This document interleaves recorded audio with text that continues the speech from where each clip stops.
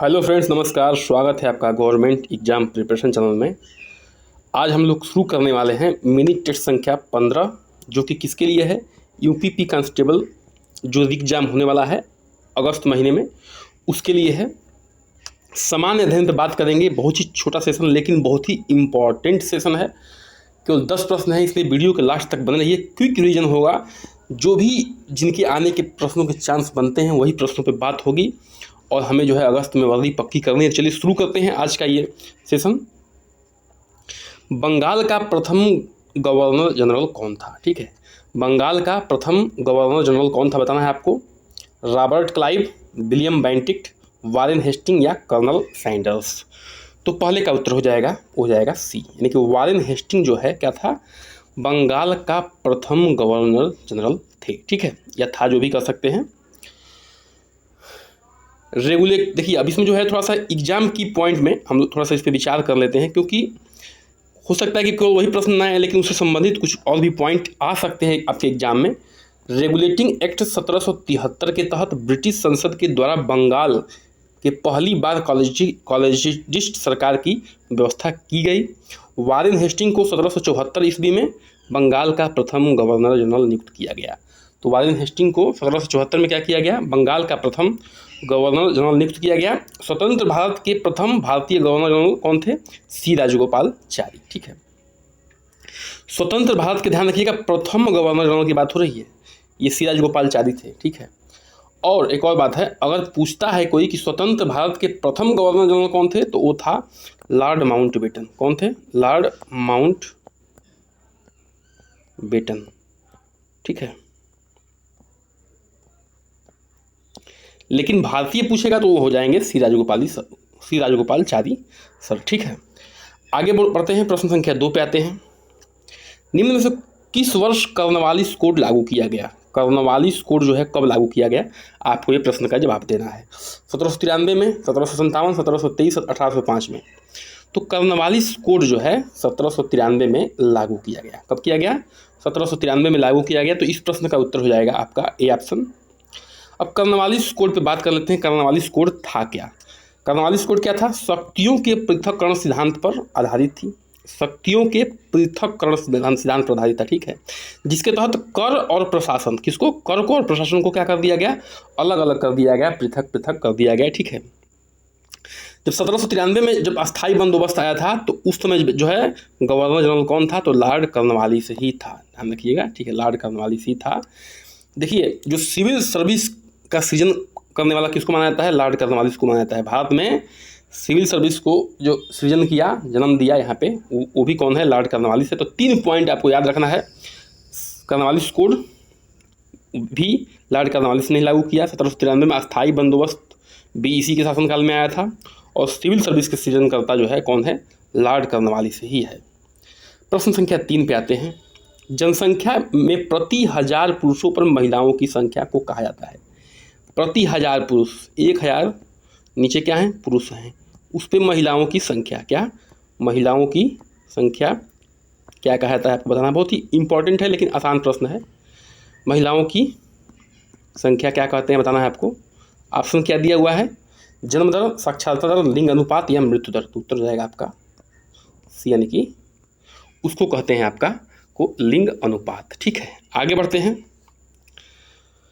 अब देखिए, थोड़ा सा जनसंख्या के बारे में इम्पॉर्टेंट पॉइंट जो भी है उसको हम लोग जान लेते हैं एग्जाम के लिए लहजे से। सर्वप्रथम जनगणना लॉर्ड मेयो के शासनकाल में 1872 ईस्वी में हुआ।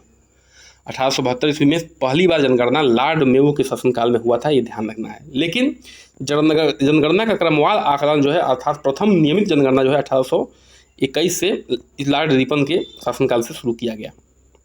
21 नहीं, सॉरी 81 है। क्या है?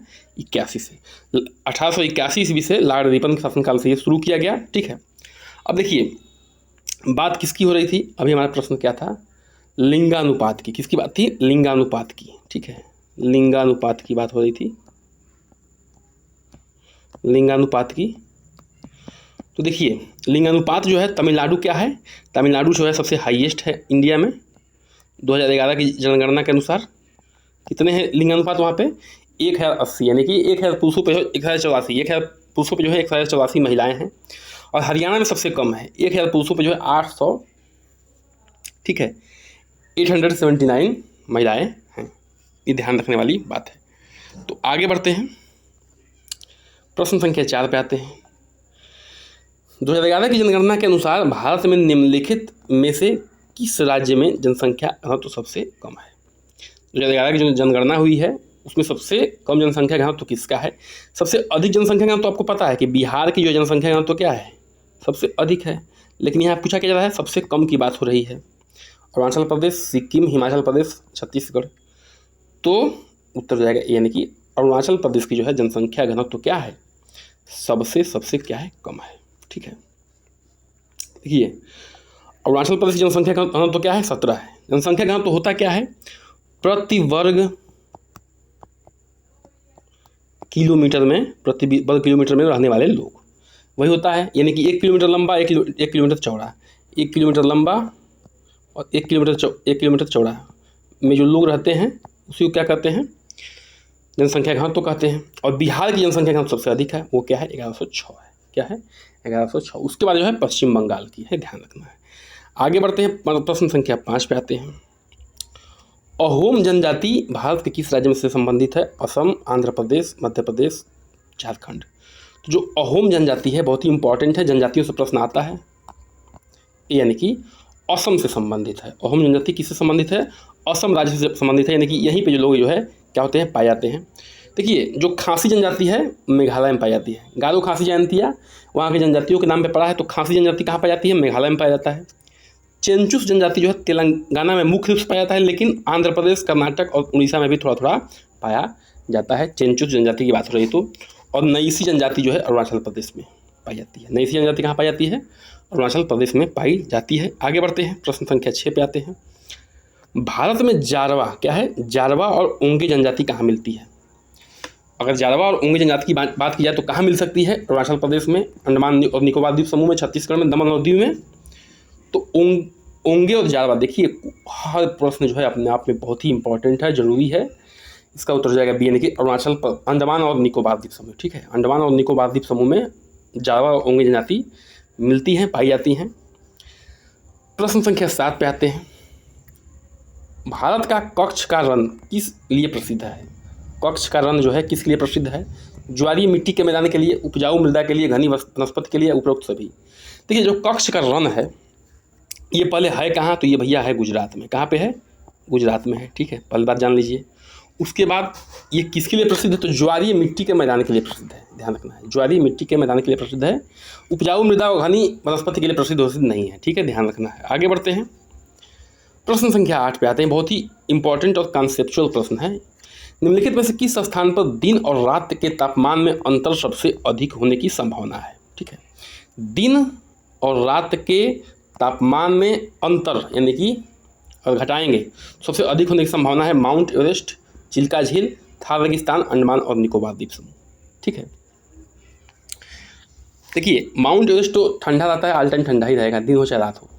चिल्का झील वगैरह है, चिल्का झील और अंडमान निकोबार द्वीप समूह ये समुद्र के किनारे वाले हैं। यहाँ भी मौसम जो है रात में और दिन में लगभग बराबर रहेगा। लेकिन जो थार का रेगिस्तान है, रेगिस्तान में होता क्या है, दिन में तो बहुत ज़्यादा हीट होती है। दिन में जो है, दिन टाइम में टेम्परेचर क्या होता है, बहुत ज़्यादा होता है। लेकिन रात में क्या होता है, उसी हिसाब से टेम्परेचर गिर जाता है, वहाँ पे कंबल ओढ़ना पड़ जाता है और दिन में सब फेंकना पड़ता है। तो इसलिए क्या है, दोनों के टेम्परेचर में क्या होगा, बहुत ही अंतर होगा। दिन और रात के टेम्परेचर में क्या होगा, बहुत अंतर होगा। कहाँ पे, थार रेगिस्तान में।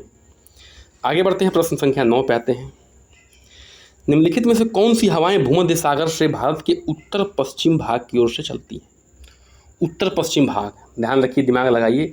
उत्तर पश्चिम भाग यानी कि पाकिस्तान से होते हुए, ठीक है, हमारे जो है जम्मू कश्मीर की तरफ आती हुई है, पंजाब की तरफ आ रही है। ठीक है, ये ध्यान रखना है। तो उसको पश्चिमी विक्षोभ कहेंगे, नॉर्वेस्टर कहेंगे, लू कहेंगे, मैंगो सावर कहेंगे। तो वो है आपका पश्चिमी विक्षोभ।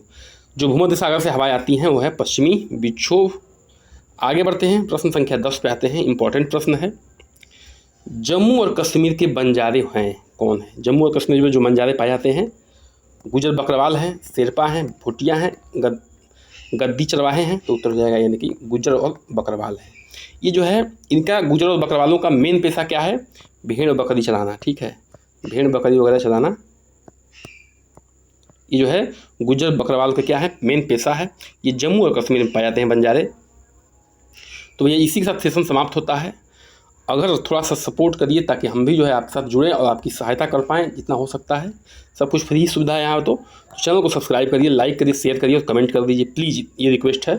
और बने रहिए हमारे साथ। नमस्कार, जय हिंद।